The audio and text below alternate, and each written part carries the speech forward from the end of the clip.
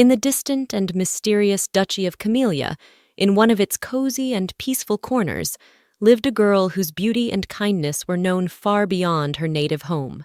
Her name was Nanelia, and her life was full of challenges, but also filled with love. Fate deprived her of her mother's affection and care early on, leaving Nanelia and her younger sister alone in this big world.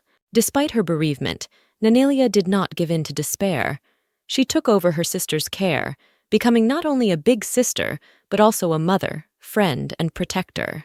Their lives flowed quietly and measuredly, filled with the warmth of sisterly love and understanding. However, as is often the case in fairy tales and legends, a challenge comes their way. Their stepmother enters their lives, bringing cold and shadow to their previously sunny home. This woman, their father's new wife, did not bring with her the warmth and love that the heart of the two sisters longed for. On the contrary, she had a dislike and even hatred for Nanelia and her sister. In her stepmother's eyes, they were only a hindrance in her son's path, and her feelings for the girls were far from maternal. Despite their troubled pasts and current difficulties, Nanelia and her sister's lives take an even more dramatic turn when their stepmother, eager to get rid of them both, hatches a devious plan. The idea of tying Nanelia's fate to an aristocrat who was 30 years older than she was had flickered in her black intentions. This scheme had nothing to do with concern for Nanelia's future. Rather, it was a cunning move to eliminate her from his life, cementing his influence in the house. At the time, Nanelia was not even aware of her stepmother's sinister plans, continuing to live in ignorance and hope for a better future. Fate, however, decreed that the truth soon revealed itself to her in a most unexpected way. At one fateful moment, when hope seemed dim and the future uncertain, the younger sister, inspired by her sister's love and courage, found the strength to run to Nanelia and tell her of her stepmother's dark schemes. This revelation struck Nanelia like lightning from a clear sky, making her heart sink with fear and confusion. Suddenly, she was faced with a choice that would determine her fate.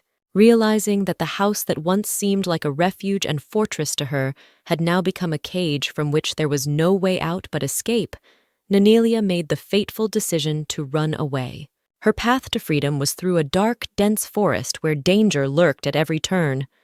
At the most critical moment, as darkness thickened around her and fear enveloped her soul, a pack of wolves surrounded her. They seemed the embodiment of her darkest fears, ready to cut off her path to hope and light in an instant. It seemed that Nanelia's fate was sealed, and that the darkness would swallow her up without leaving a trace.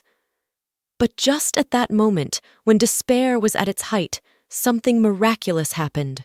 On her defense stood an unexpected savior, prince consort from a neighboring country, like a son of the forest and keeper of its secrets. With incredible courage and skill, he dispelled the darkness and drove the pack away, restoring peace to the heart of the forest and to Nanelia's soul. The moment of their meeting was magical, as if fate itself had written this chapter of their lives. The sparks of instant mutual attraction flared between them, transcending the boundaries of words and the world. It was more than just a crush. It was a deep, all-consuming feeling that could only arise between two souls destined for each other. Inspired by mutual love and the realization that they had found in each other not only salvation, but also the meaning of life, Nanelia and her noble savior decided not to part. They set off together to start a new life full of hopes and dreams. Their journey was far and full of challenges, but the love that bound their hearts was stronger than any obstacles. By joining their destinies in the sacred union of marriage, they proved that true love can overcome all obstacles and that light always overcomes darkness. Their story became a legend, a reminder that even in the darkest of times you can find light if you keep faith and hope. But there was still Nanelia's sister, Lenarta. In the depths of the gloomy, unfriendly castle, where every corner seemed imbued with ancient secrets and riddles, was Lenarta. She, determined and courageous, had just shown untold bravery in risking everything to save her sister. However, when the danger passed for her sister, Lenarta found herself trapped by a ruthless fate. She was left face to face with her stepmother, a woman whose heart was as cold and merciless as the winter wind blowing outside the walls of this castle. In that moment, she realized that her sister, the same one whose life she had just saved, would not come to her aid. The sister, shrouded in the veil of her problems and trials, seemed oblivious to the one who had sacrificed everything for her. Leonarda was nothing more than a shadow of the protagonist in this story, a character whose fate and experiences the author did not want to reveal fully. Her story, her struggles and sufferings remained behind the scenes of the main plot, only occasionally glimpsed through the fabric of the narrative. But for Leonarda, this reality was the bitter truth of her existence, for not so long ago she had been a completely different. A year ago, her life was filled with completely different worries and joys. She was an office worker, living an ordinary life, far from magic and adventure. However, one fine, or perhaps cursed day, her existence changed dramatically. Leonarda became a character in a novel, caught up in a whirlwind of events in a fantasy world that was alien and incomprehensible to her. At the dawn of her unexpected journey into a world where fairy tale intertwined with reality, Leonarda felt lost in a maze of incredible events and circumstances. Confusion reigned in her mind, for she truly believed that her stay in this world was only a temporary trial, a trial that would end the moment the storyline reached its logical conclusion when her sister married a prince from a neighboring country, promising eternal happiness and prosperity to both kingdoms. Leonarda hoped that this moment would be the key to her return to her familiar world, the world of office life and simple human life. However, when the last lines of the novel were written, when the fates of the characters had been decided, and the story seemed to have reached its climax, nothing changed for Leonarda. The world around her remained just as magical and dangerous, and she remained a part of it, inextricably woven into his destiny. The events of the novel had come to an end, but her own story continued to flow onward, leaving behind the promise of a homecoming. Faced with this unexpected reality, Leonarda felt a deep sadness and loneliness. She had to accept that her former life might be irretrievably lost. Now she was faced with a question that would not let her rest: what to do next? She thought that perhaps it was time to look for her happy ending in this new world that had not easily accepted her into its embrace. It was not just the realization that the old life was left behind, but the awakening of hope that even in the most incredible story, there is room for everyone to be happy, even if the way to it lies through the thorns of trials and unexpected turns of fate. After much thought and wrestling with inner demons, Leonarda came to the sad conclusion that perhaps there was no pre-written ending to her story, much less a happy ending. This realization was the point of no return for her, the moment when she decided to set aside all doubts and start living by her own rules. Leonarda decided that she would do what she wanted to do without looking back at the expectations and prescriptions of the plot in which she found herself. Her life became a canvas on which she herself became the artist who decided that he would be the one to paint on its expanse. 4 years passed like a single moment, filled with small joys and sorrows, trials and triumphs that Leonarda met along the way. Life without a predetermined script proved to be full of surprises, forcing her to adapt and find new ways to express herself. And one completely unremarkable day, when the world around her seemed to be at a standstill, John Seregi appeared on her doorstep. John Seregi's appearance was as unexpected as a flash of lightning in a clear sky, changing the course of her story forever. This moment was a new beginning, a reminder that in every story, even the most unpredictable and unremarkable, events can occur that dramatically change its course. That afternoon, as a special light illuminated the castle halls, John, confident of his own unrivaled prowess, slowly directed his steps toward the assembled ladies. His self-confidence was undeniable, for he truly believed that his looks and charm could win the hearts of anyone present. But to John's surprise, instead of admiring glances and flattering comments, the ladies began to whisper among themselves, adopting haughty expressions on their faces. These whispers and laughter behind his back were the first warning signs of something unexpected. At this moment, as the atmosphere around him became more and more tense, a messenger suddenly jumped up to Jan as if a messenger of fate, interrupting the strange silence.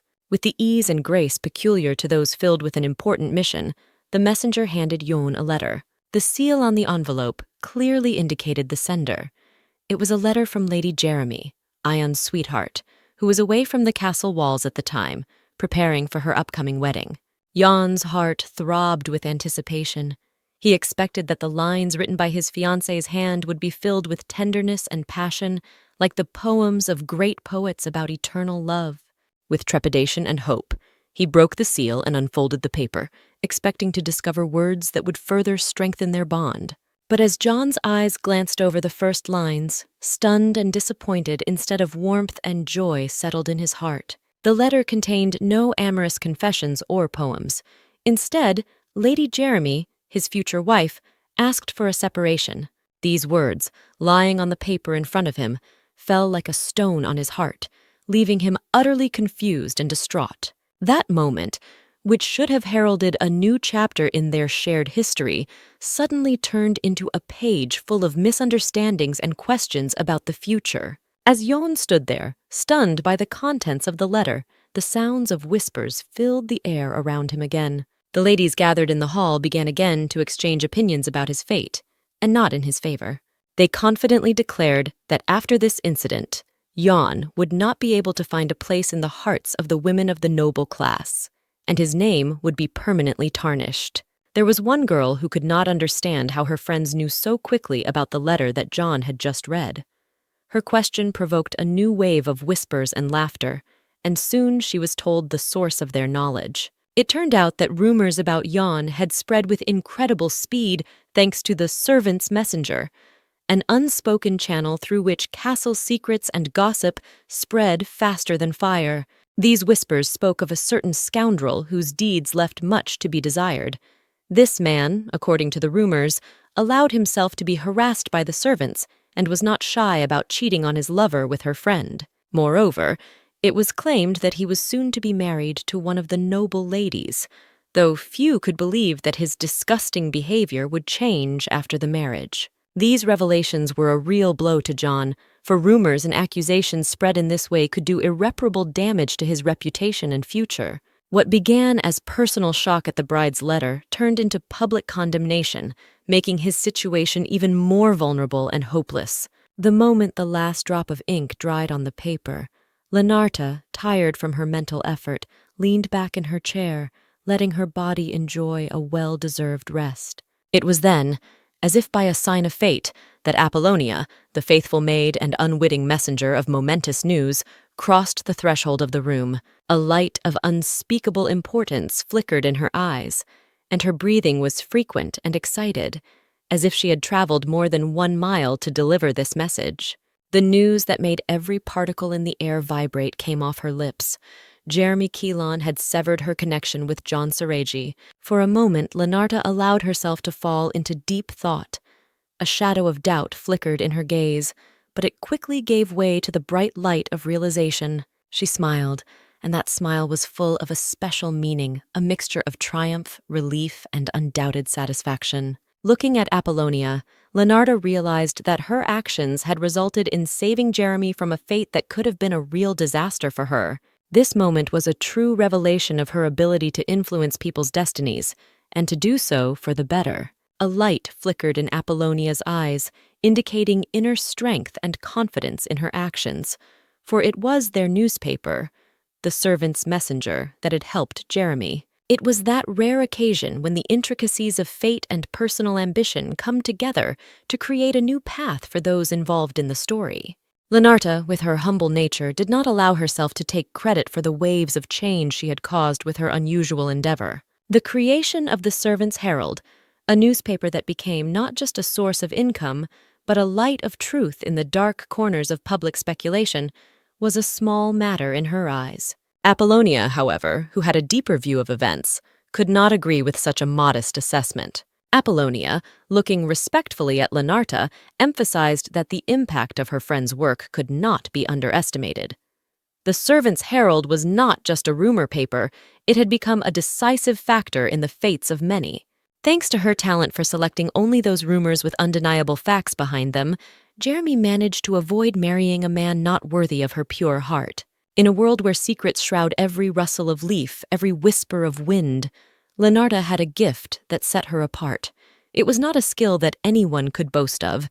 It was an inherited ability, unique and rare, passed down from generation to generation in their family. White-eye was the name of this natural wonder, a mystical phenomenon that allowed Lenarta to see beyond the veil of the ordinary, to penetrate into the essence of things while remaining invisible to others. Thousands of eyes, like little stars scattered all over the world, served as her faithful assistants. They were capable of peeping at anyone without attracting attention, without disturbing the peace and quiet. Those eyes were her eyes, their gazes intertwined with her perception, creating a mosaic of information only she could access. The ability Lenarta carried was a gift and a curse at the same time, for knowledge was a power, but a burden as well. This gift allowed her to see what remained hidden from the eyes of ordinary people, to reveal secrets not meant for prying ears. That was the power of the servant's herald. Not just a lucky choice of rumors or intuition in determining the truth. No, Lenarta could see the essence of what was going on, making her newspaper a source of the purest truth. But this gift was given to only one person in the family at any given time, making its bearer special, marked by destiny. Lenarta valued and cherished her gift, realizing the responsibility that rested on her shoulders. The power of the white eye wasn't just an ability. It was a calling that she had to fulfill despite all the difficulties and trials that might come her way. In the Camellia family, where blood ties and hereditary rights determined the position of each member, the appearance of Lenarta, a girl born illegitimate, should have been a mere footnote in the margins of the family history. But fate had it differently, for in her veins flowed blood endowed with the rare gift of the white eye. This gift, valuable and unique, was the key to her unexpected ascension, which rewrote her destiny and allowed her to become the official daughter of the great house of Camellia.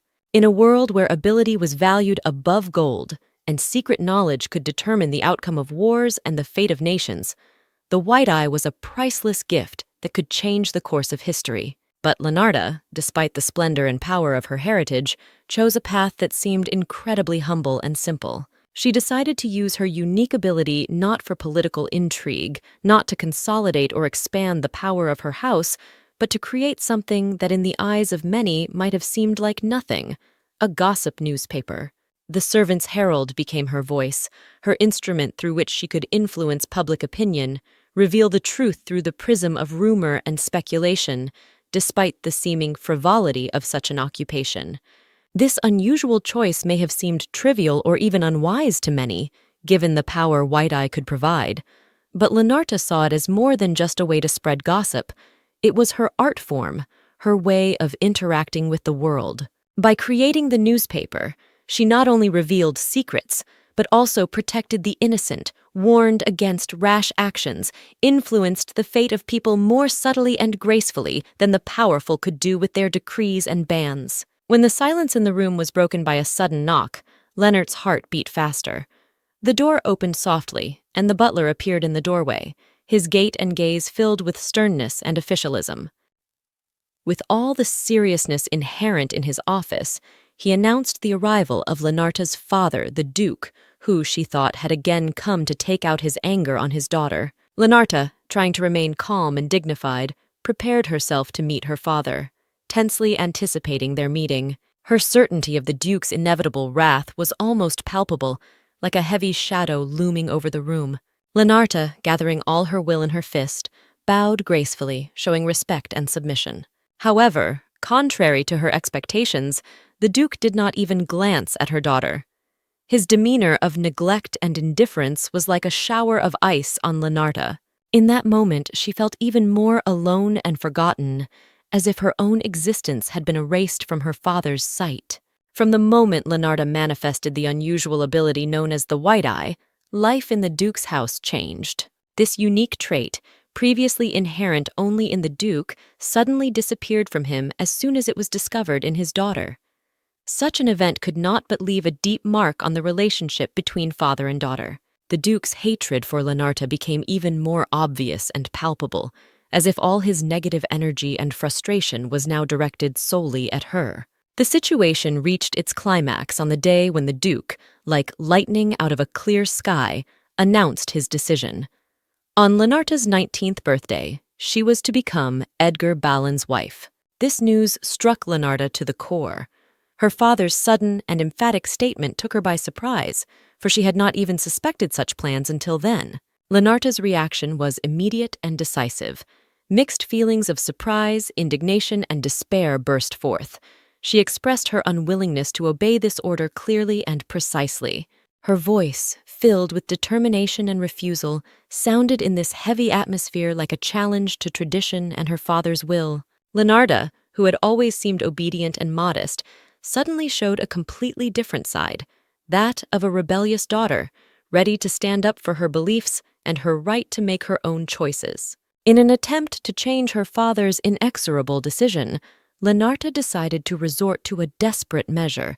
She revealed the dark sides of Edgar Ballin's character, whom they wanted her to marry. With seriousness and firmness in her voice, she recounted his vices.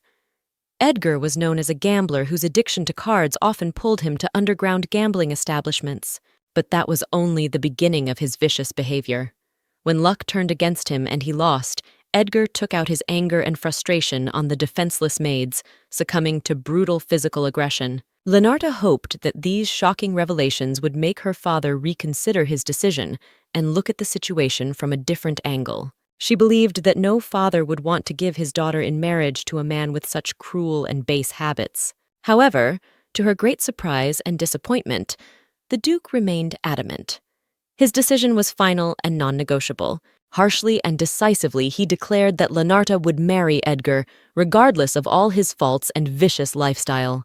At the heart of an ancient duchy, where tradition and hereditary ability intertwined with the fates of its inhabitants, the future of the family was at stake. Duke had an unwavering goal of preserving the unique ability known as the white eye that had been passed down from generation to generation. It was not just his family's unique inheritance, but the key to their power and influence, a symbol of their exceptionalism and the envy of many. The Duke realized that in order to preserve this ability in the family, a direct heir was needed, a grandson who would inherit and carry on the ancient tradition. There was no room for sentiment or personal preference in this endeavor. He was convinced that any means would be justified to achieve that end. In his eyes, all the women of the Camellia family bore the sacred duty of continuing the family, and Lenarta was no exception. She had no choice. Her fate was sealed by being born into this powerful lineage. The Duke believed that the true value of the women of the Camellia family lay in their ability to give life to an heir capable of wielding the white eye. In his mind, it was not just a duty, but an honor for every woman in the family. Lenarta found herself at the center of this ruthless tradition, her personal desires and dreams subordinated to family duty. In this world where power and inheritance meant everything, personal freedom was a luxury Lenarta could not afford. She was just a link in a long chain of generations fighting to preserve their unique heritage. In the privacy of her room, among walls that had witnessed many quiet dramas and unspoken secrets of the Camellia family, Lenarta found an outlet for her anger and frustration. With each toss of the pillow, it was as if she were trying to push away from her the heavy burden of a destiny imposed upon her without her consent. These helpless gestures of rebellion were filled with deep resentment toward her father, who had decided her fate by choosing for her a spouse she considered unworthy. But even more than the impending marriage, she resented the fact that she was expected to have children, as if she were not a living being with her own desires and feelings, but merely an instrument for the continuation of the species. The feeling that her personality, her dreams and aspirations meant nothing in the face of family obligations and traditions caused Leonard deep anger and despair. She could not understand how, in today's world, full of opportunities and choices, she, a woman of strong character and bright mind, was prescribed to play a role resembling slavery. Anger and sadness struggled in her heart at the fact that she might never be free from these invisible shackles, that her life would be predetermined not by her own aspirations, but by someone else's will. This struggle within Lenarta reflected the deep conflict between personal happiness and family duty, between the desire for freedom and the need to obey long-established rules. In these moments of anger and rebellion, When she was alone with her thoughts, Leonarda sought an answer to the question that tormented her most. Is there really only one path before her, and that path leads to a life of what she considers slavery? In one of the most intense and emotional moments of her life, Leonard stood as an unwavering symbol of rebellion and independence. The determination in her voice and actions was as bright as the flame of the struggle for her own will. She refused to follow the plans her father had envisioned for her, rejecting the idea of being an unwilling tool in someone else's hands, a mere incubator for the continuation of a species in someone else's script. With the might of a raging storm, Leonard announced her defiant intent to destroy all plans plotted against her. In her quest for freedom and self-determination, Leonard turned for help to Apollonia, a confidant and ally in this struggle. She had been assigned the task of tracking down information about a gambling house owned by the noble Beryl family, of which Edgar Balin was a key figure. This man, a frequenter of underground gambling houses, unwittingly became part of the intrigue in which Leonard was drawn against her will. Her father, seeking to use his daughter as a pawn in his mercantile aspirations, planned to marry Leonard to Edgar, thereby consolidating his connections and influence in the highest circles of society. But Leonard, gathering her will in a fist, chose the path of resistance and fight for her own future, not willing to accept the role that fate had prepared for her by the will of her father. Her determination and courage marked the beginning of a difficult but important journey in search of freedom and identity, confronting the pressures and expectations imposed on her by her family and society. The gambling house of the Barola family hid darker secrets in its dark corners than might at first appear. Under the guise of gambling and the glitter of gold, affairs marred by crime and lawlessness flourished. The slave trade and the illegal sale of magical materials were just the tip of the iceberg of the dark dealings going on behind the closed doors of this establishment. These revelations provided Leonarda with not only proof of Edgar Balin's moral depravity, but also a clue as to how to use this information to his advantage. The realization that Edgar, despite his not particularly prominent position in society and lack of significant wealth, was able to gain a place among the regular visitors of the gambling house, inspired Leonard to think that she too could break into this vicious circle. This discovery was a ray of light in the darkness for her, an opportunity to act and change her destiny. Leonard realized that this information gave her an advantage and an opportunity to undermine her father's plans for her marriage to Edgar, providing her with an argument to expose and possibly free herself from the obligations imposed upon her. With this new knowledge, Leonard began to weave her plan to use the information she had gained as a weapon against Edgar Balin and possibly the gambling house itself. She was determined to take every opportunity to secure her future and avoid the fate that others, especially her father, had planned for her. Leonard realized that her actions could be extremely risky, but her confidence and desire to live by her own rules gave her the strength to go forward. With unwavering determination in her voice, Leonarda uttered the words that marked a new stage in her struggle for her own destiny and future. She realized that to achieve her goal of freeing herself from her unwanted marriage to Edgar Balin, she needed the support of something more powerful than mere desire or even willpower. The power of the law was her sword and shield in this struggle. Exposing Edgar using the information gathered against him meant not only getting rid of him as a fiancé, but potentially ruining his reputation enough to affect everyone associated with the Barola family gambling house. Leonarda, the epitome of strength and determination, was determined to gather weighty dirt on Edgar and his co-conspirators. She realized that this path would be difficult and dangerous, but she was willing to walk it to protect her freedom and future. Apollonia, Leonarda's faithful assistant and friend, shared her determination and was ready to support her in this difficult endeavor. With incredible speed and efficiency, she set about preparing for the risky operation of infiltrating the gambling house. There were no barriers for Apollonia when it came to the welfare and safety of her mistress. Her agility, her ability to act stealthily and efficiently were invaluable in this mission. She knew that the success of their scheme depended not only on luck, but also on well-planned actions and mutual support. Together, the two women were ready to face the challenges that awaited them, united by a common goal: to destroy the plans of those who sought to control their destinies. They were determined to prove that even in a world where rules are dictated by force and power, justice and truth can prevail. In the heart of the quiet study, where time seemed to stop among stacks of papers and dusty books, Lenarta immersed herself in a world of words and phrases, struggling with a creative crisis. She faced a task that seemed like an insurmountable wall: to breathe life into a text that would ignite the pages of the local newspaper with humor and intrigue. But the longer she sat at her typewriter, the clearer it became that the magic of writing seemed to have slipped away from her pen. Words that had once easily formed into witty phrases and mesmerizing stories now seemed to her only faint shadows of their former splendor. At that moment, as despair began to envelop Lenarta, the study was filled with the quiet shimmering of wings and a small bird perched on her windowsill.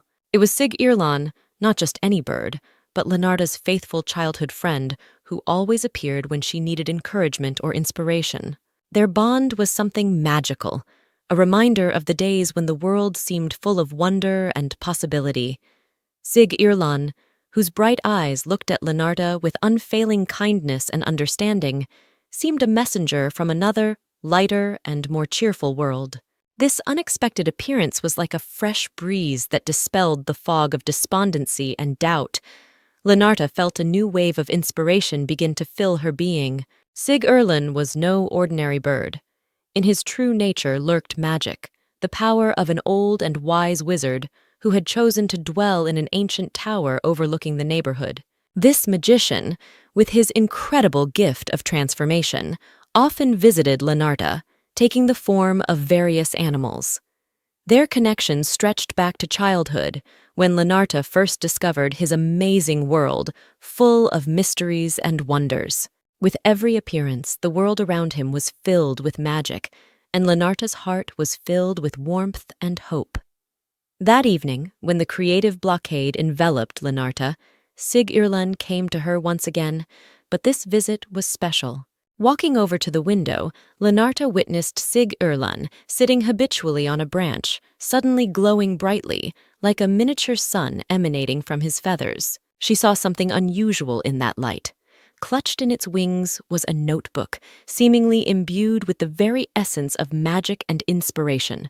Lenarta, amazed by this sight, could not help but be delighted. She bowed down in awe before Sig Irlan, showering him with praise and thanks. Lenarta sincerely hoped that Sig Irlan would give her this notebook, believing that it held a secret that could ignite the spark of inspiration and give her the words she so desperately sought. That moment became for her a symbol of hope and faith in the miracles she knew were possible next to Sig Ireland, a wizard whose ways and methods were as unpredictable as they were magical. In a world where words and magic are intertwined, a mysterious notebook capable of recording a voice like a voice recorder has become the subject of attention. Sig Irlan, the bird-shaped wizard, was seized with confusion as he watched Lenarta's desire to possess such an unusual artifact. His astonishment knew no bounds, for, to a magician accustomed to the mysteries of the universe, this object seemed only a simple tool among the limitless possibilities of magic. Lenarta, feeling the need to share her thoughts, decided to reveal to Sig Ireland the secret of the gambling house, a place shrouded in rumors and speculation. However, to her surprise, Sig Irlan was already aware of the dark side of this establishment. He knew that illegal tainted potions made in the secret workshops of the Mage Tower were being peddled there. These potions, though the subject of prohibition and condemnation, gained scandalous popularity among the gambling house visitors. Lenarta was most amazed to discover that tainted spell potions were in even greater demand than one might have guessed. After all, despite their forbidden status, they acted as an aphrodisiac, attracting those willing to experience forbidden pleasures and thrills.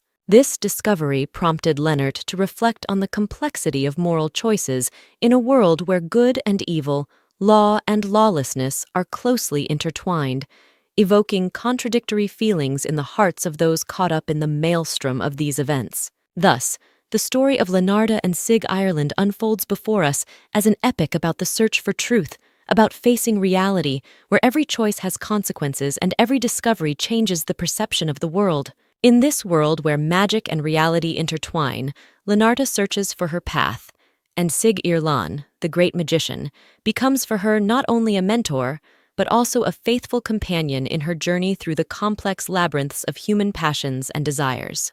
The moment Sig Irlan revealed to Lenarta the secret hovering in the air of the kingdom, the atmosphere in the room became tense.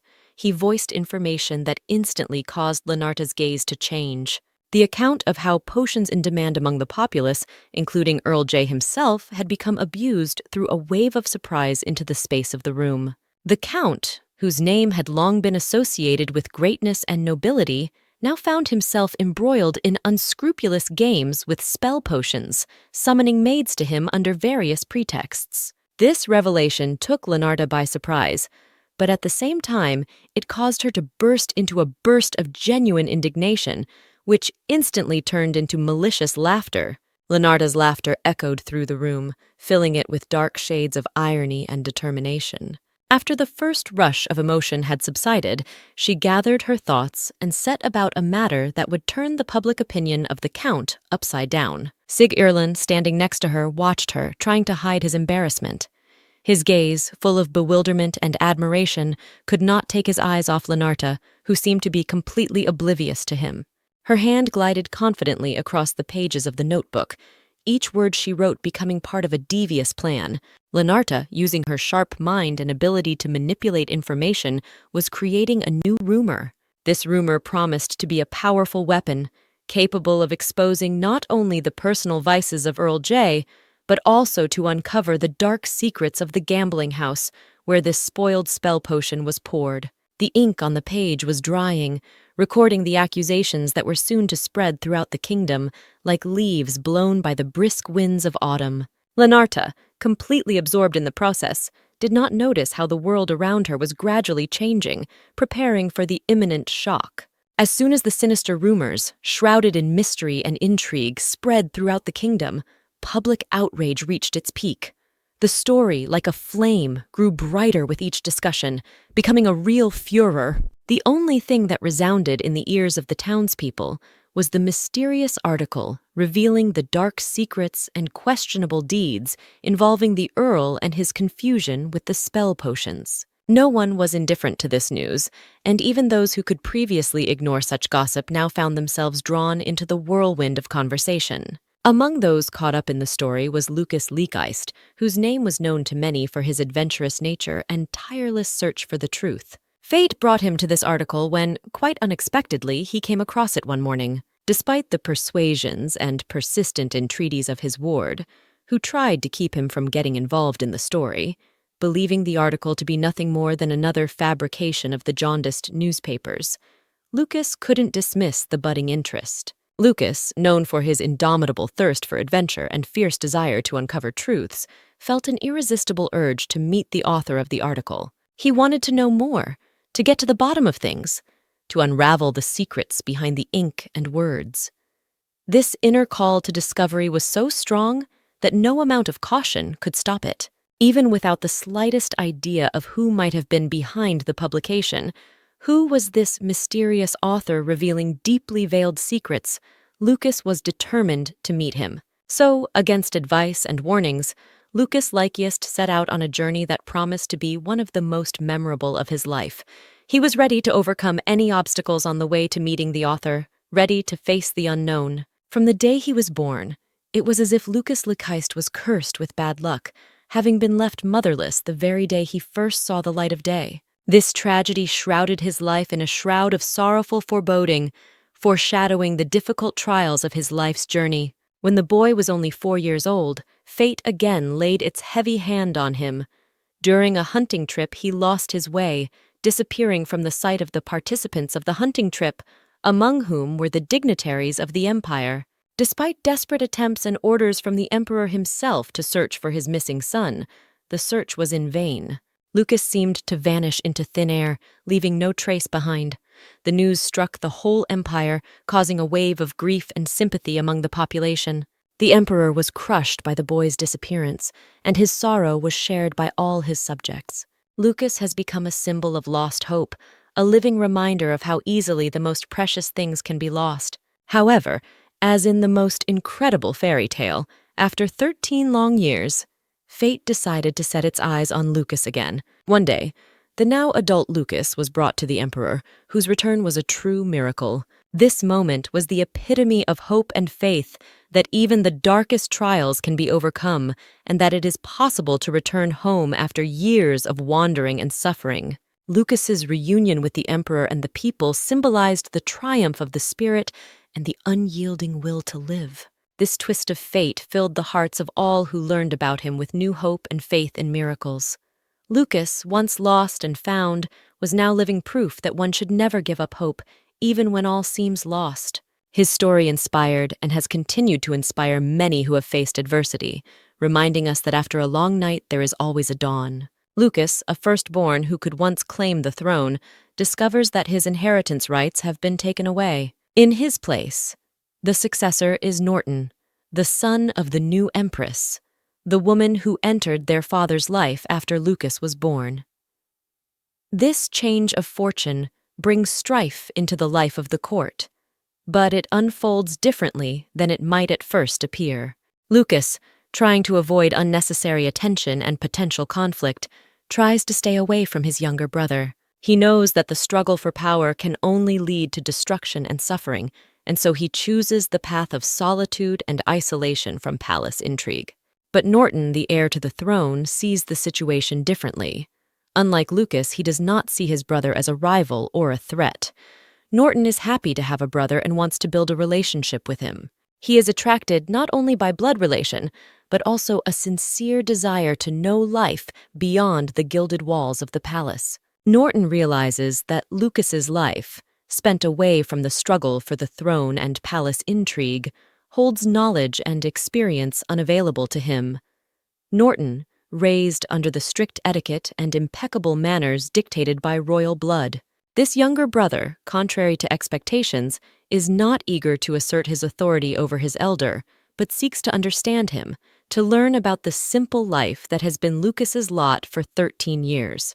This pursuit of Norton's brother not only demonstrates his moral purity and openness of heart, but also sets the tone for their future relationship, offering an opportunity for understanding and reconciliation in a world where power is often the cause of discord and enmity. Lucas, despite his estrangement from the throne and loss of inheritance rights, still hoped that Norton would embody the ideals of a just ruler. However, his hopes crumbled before his eyes when Norton's true intentions were revealed. Through the lens of time and circumstance, the relationship between Lucas and Norton undergoes dramatic changes, revealing the darker sides of power and human nature. After overhearing Norton's rejection and contempt for the common people, Lucas realized that beneath the golden crown lurked a man with a heart far from compassion and understanding of the needs of his people. The incident in which Norton, on passing through a neighborhood of commoners, expressed a desire to burn his clothes as if they had been defiled was a clear indication of his attitude toward the lower classes. It wasn't just a gesture of contempt, it was a reflection of his inner worldview, according to which the common people didn't deserve even a modicum of respect. The situation was exacerbated by Norton's actions against those who worked for the good of the empire. He took away privileges from the nobles who worked for the good of the state.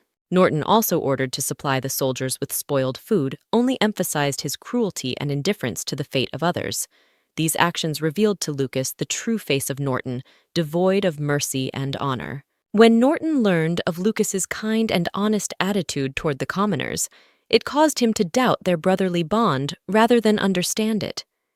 He couldn't imagine how someone of royal blood could look upon the common folk as equals. Thus, the path Norton chose was a test not only of his personal character, but also of his relationship with his brother. This journey has shown that power can destroy not only states but also families, leading to division and mutual distrust. The story of two brothers, so different in their views and actions, becomes an echo of the eternal struggle between good and evil, between honesty and self-interest, between love of power and responsibility to those who entrusted this power. In Lucas's heart, a determination to change his destiny and the fate of the empire is born. After learning of Norton's actions, which contradicted all his ideas of justice and nobility, Lucas realizes that only he is capable of making the necessary changes in the governance of the state. The decision to become emperor instead of Norton does not come easily to Lucas. It is the culmination of his inner reflections, moral and ethical hesitations. However, the realization that Norton despises the common people and acts against the interests of the empire spurs him to action. As Lucas contemplates his next move, an article in Leonarda's newspaper catches his eye. The rumor in its pages concerns one of Norton's key supporters, the owner of a gambling house. Lucas realizes that revealing the details behind the rumor could seriously undermine Norton's position, depriving him of the support of an important ally. So his first priority now is to find the author of the mysterious article, which could be the key to his success. At this time, Leonarda finds herself in a difficult situation. She is on a forced date with Edgar, who seems completely unaware of her irritation and unwillingness to communicate with him. Edgar, not noticing the coldness in her attitude, arbitrarily decides to spend time with Leonarda, unaware of the whirlwind of events that unfolds around them. Edgar started a conversation with Leonarda on an unexpectedly personal topic. He wanted Leonarda to pay special attention to her health, emphasizing the importance of it for the future of their family and, above all, for the birth of an heir. Apparently, in his eyes, the future of their life together was already decided, believing that the Duke could force Leonarda. But Leonarda, standing right in front of him, with dignity and unwavering confidence in her voice, declared that she had never consented to the marriage. Her words sounded like a challenge, hitting Edgar with unexpected force. Edgar, not losing his malicious calm, smiled a caustic smile, as if trying to jab her with his words. He shamelessly stated that Leonarda, in his opinion, had no choice in the matter, thus trying to undermine her determination and independence. But Leonarda, not intending to retreat in response to his provocation, waved her umbrella as a symbol of her rebellious spirit and declared with renewed vigor that the right of choice belonged to her alone. Her words sounded not just like a rejection, but a vivid declaration of her autonomy, of the fact that no one, not even Edgar, had power over her fate. Leonarda emphasized that no one would agree to tie their life to Edgar, making his proposal even more absurd. This moment was a vivid testimony to her independence and willpower, her willingness to stand up for herself in any situation. Suddenly, the scene of tense confrontation between Leonarda and Edgar was interrupted by the appearance of her stepmother.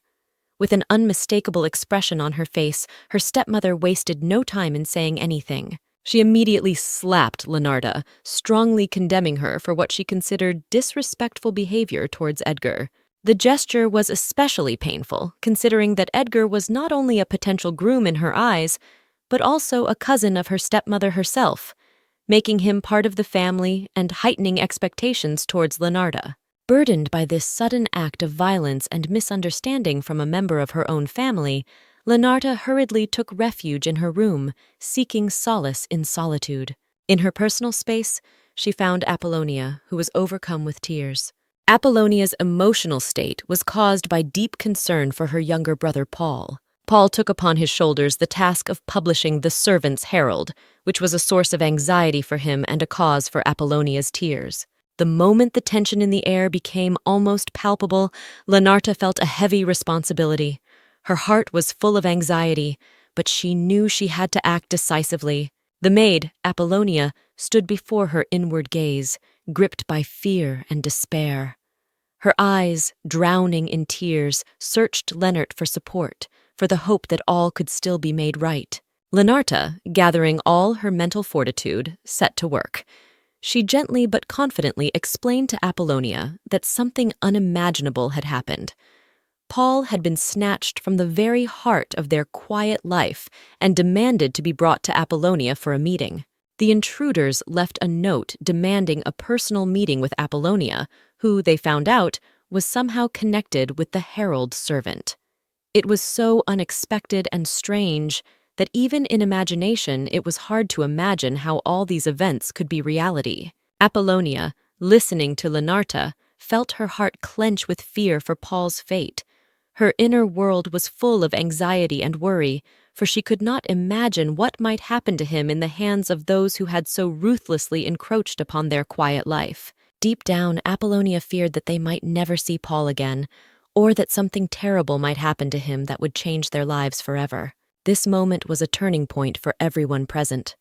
Leonarda, trying to remain calm for Apollonia's sake, tried to think of a plan of action that would help them deal with this unforeseen threat. At the same time, Apollonia, in spite of her fear and anxiety, realized that she would have to gather all her courage to become the bulwark that would help save Paul. Their hearts were burning with hope that together they would be able to overcome all the difficulties and bring the lost happiness back into their lives. In one beautiful and anxiety-filled moment, as Lenarta scrutinized the contents of the note left by the kidnappers, her gaze focused on a demand that could have changed the course of events.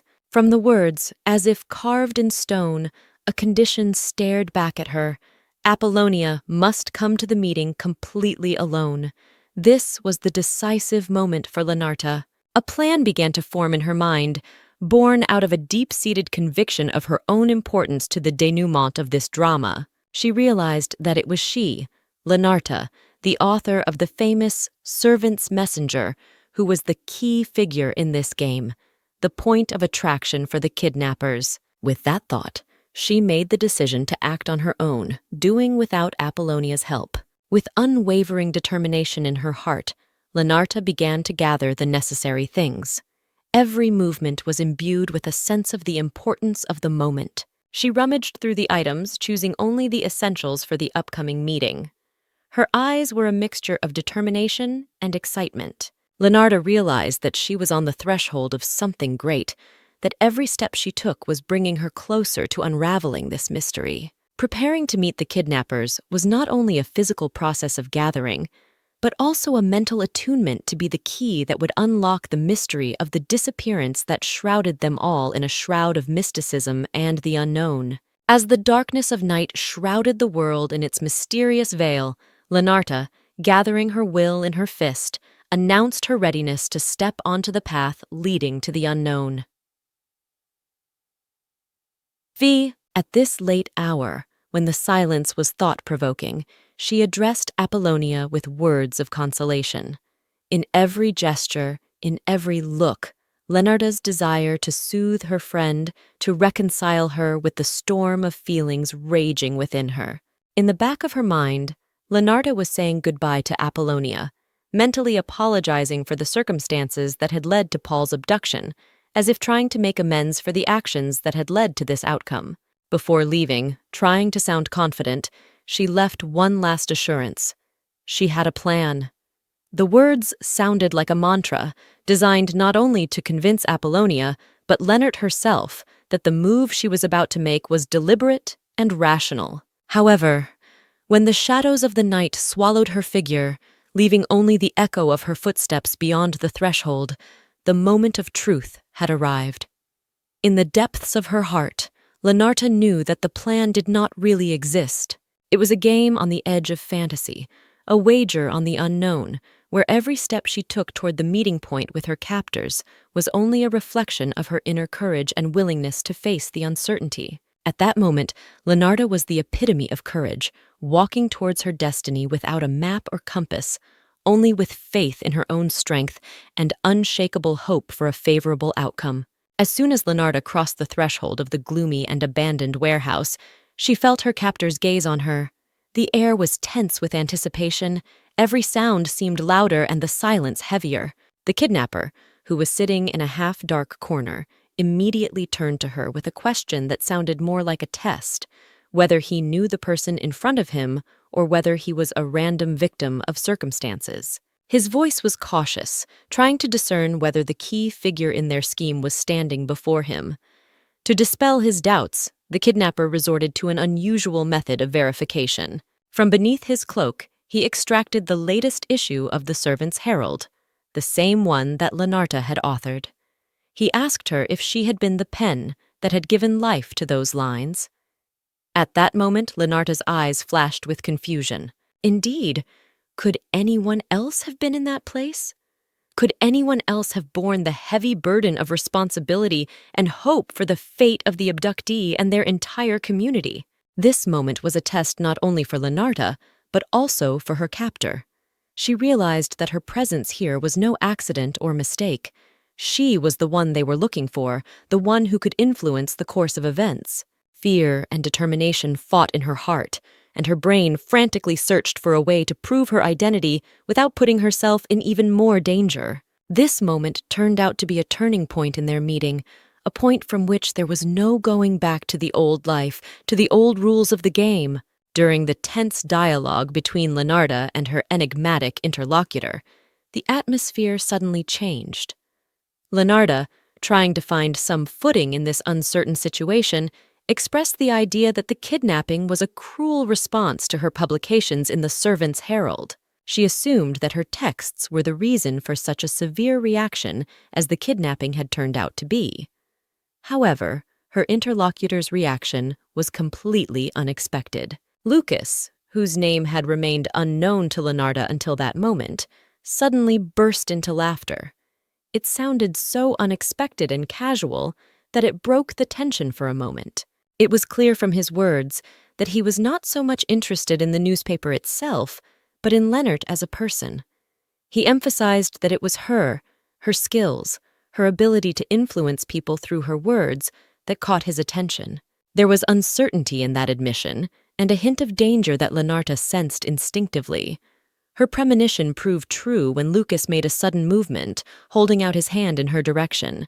His actions and words declaring his desire to have Lenarta work for him added a charge of tension to the air.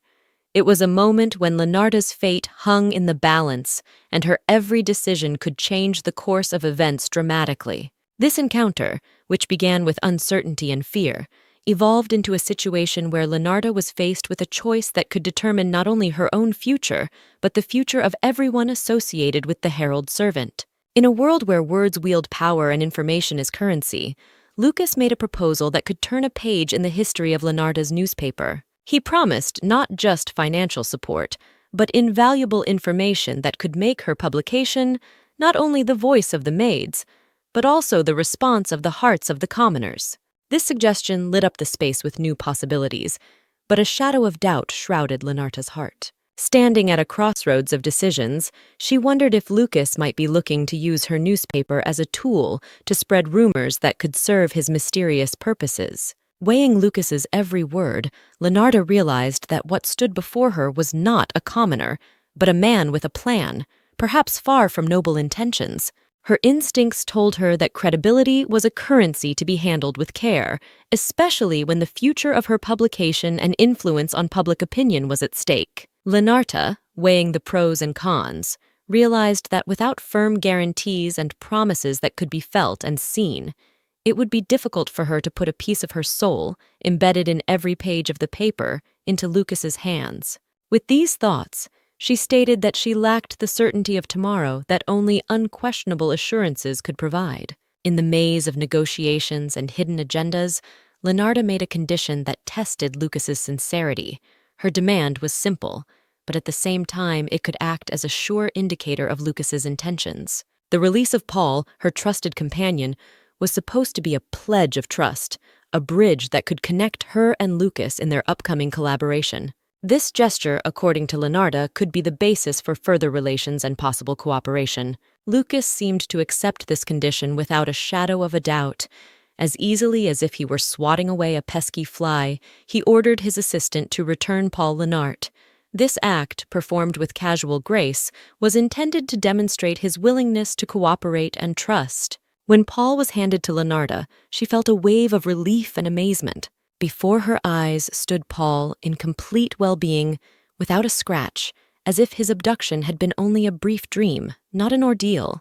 Lenarta couldn't believe her eyes when she saw Paul, her trusted and loyal companion, standing before her unharmed. This discovery made her wonder about Lucas's motives and the possible consequences of their future cooperation. After Paul returned to Lenarta, he shared his experiences with her. He said that the fear of the unknown was so great that he lost consciousness, but to his surprise and relief, he was not physically threatened. This story adds another layer of complexity to the already confusing situation Leonarda and her team find themselves in. Lucas, with the confidence of a man accustomed to power and control, announced that it was time to start negotiations. This statement sounded like an invitation to dialogue, but also a reminder of his position of strength. Leonarda, for her part, was not going to give in without a fight.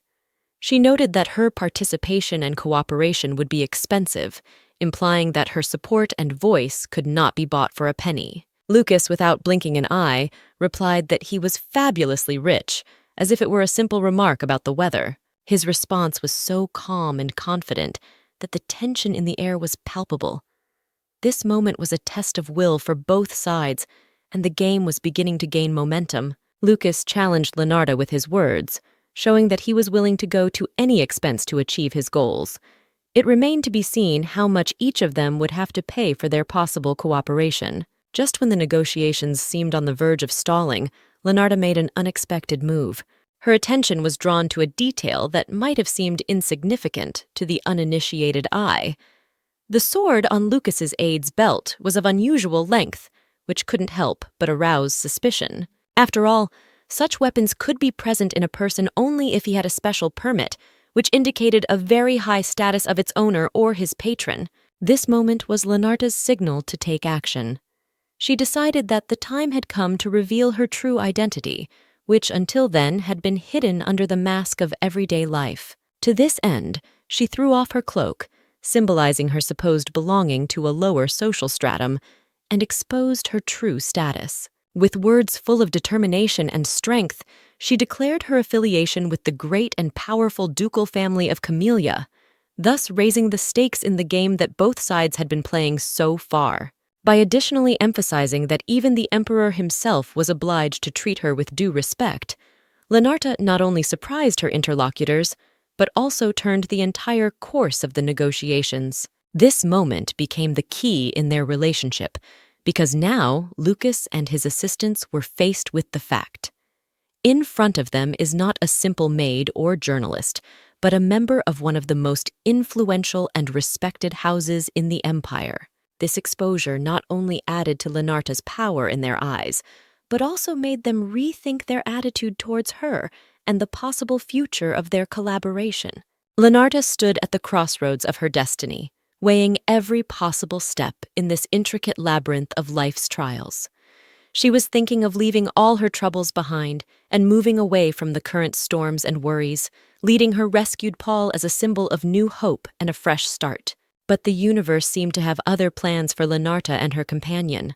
Suddenly, the white eye, a mysterious and enigmatic apparition, as if it were the embodiment of unknown wisdom or a messenger of destiny, entered into a dialogue with her. A voice from nowhere, filled with authority and calmness, spoke to Leonarda, dispelling the fog of doubt and uncertainty that shrouded her mind.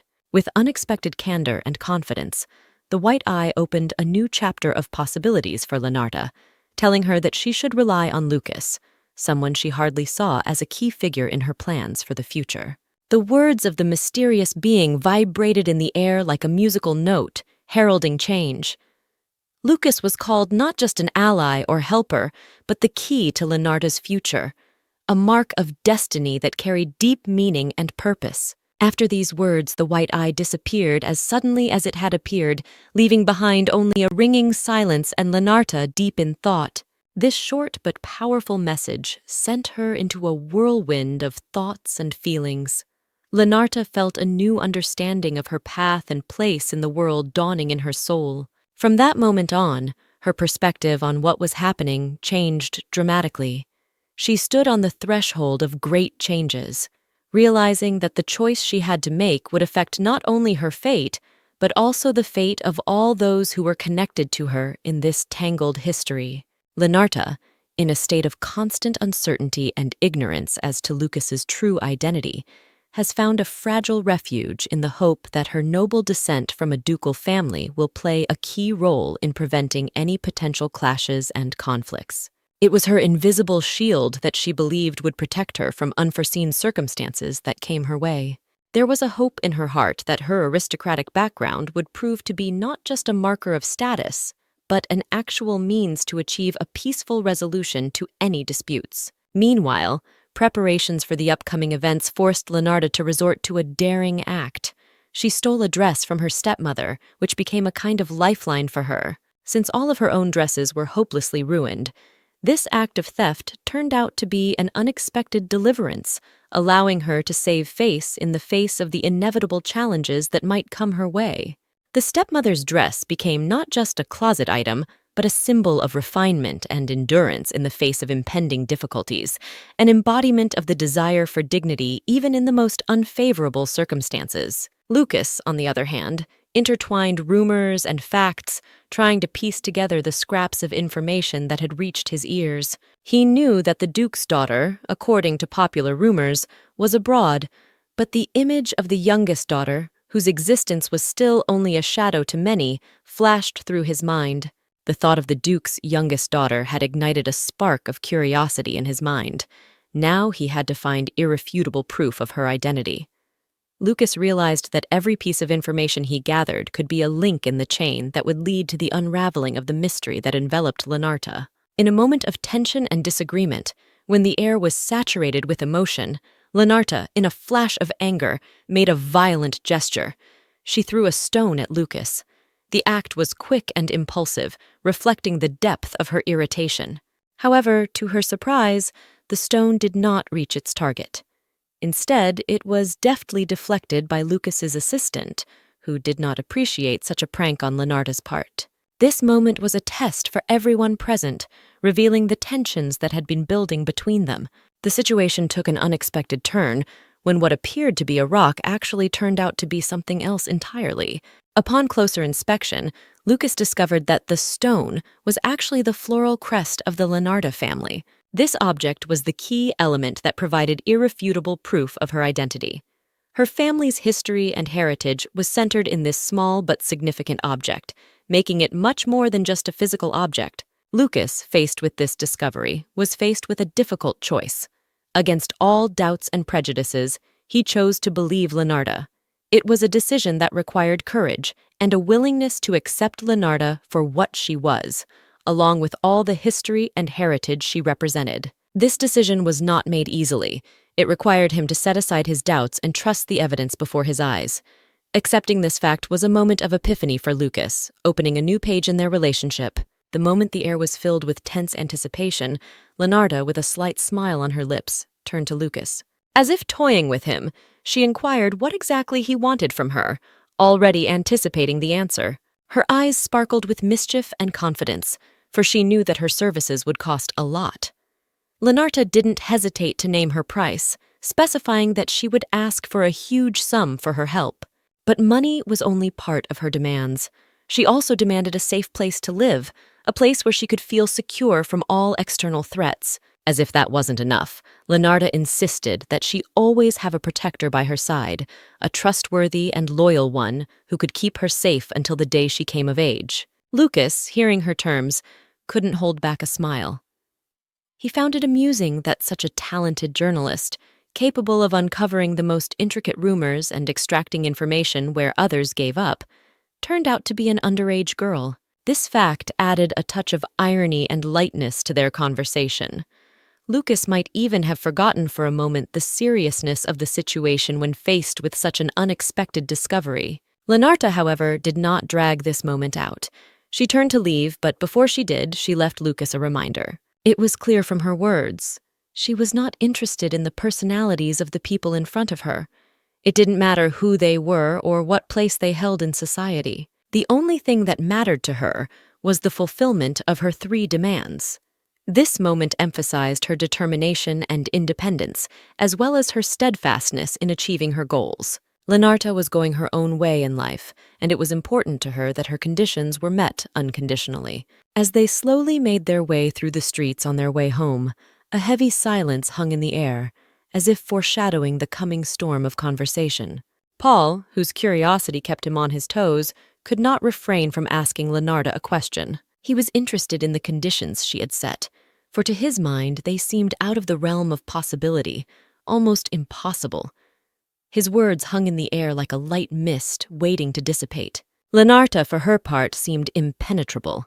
like a steel wall that hid her true nature. She admitted that her demands may indeed sound unrealistic, but it was for a reason. She left the true motives for her actions in the shadows, however, unwilling to admit that her conditions had been provoked by the words of a certain white eye. It was something personal, something she preferred to leave out of this conversation. Instead of revealing the secrets of her heart, Lenarta chose a different path. With the confidence and determination that were inherent in her, she ordered Paul to quicken his step. Her words were clear and concise, unobjectionable.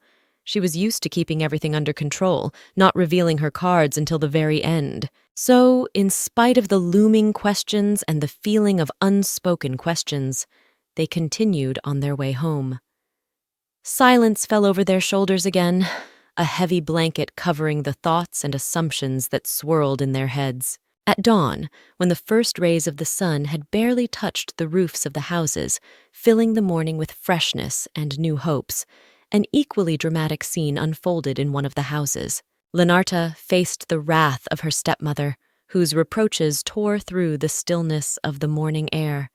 The stepmother could not accept that Lenarta had disappeared overnight and that one of her favorite dresses had been taken in her absence. In the heat of anger, the stepmother ordered Apollonia, the house servant, to bring a whip to punish the insolent stepdaughter. But Lenarta, without losing her composure, noted with irony in her voice that Apollonia obeyed only her orders. With these words, she confounded her stepmother by pointing out that if she wished to use the whip, she should go for it herself. This moment of tension reached a climax when the stepmother, seized with rage, swung to strike Leonard. But then, as in a fairy tale, when an unexpected savior enters the scene at the last moment, the stepmother's son appeared in the doorway. His sudden appearance stopped the stepmother's hand in midair. He came in search of Lenarta's sister, adding confusion to the already heated atmosphere. This moment was a turning point, changing the dynamics of the morning's encounter and adding a new, unexpected twist to the plot.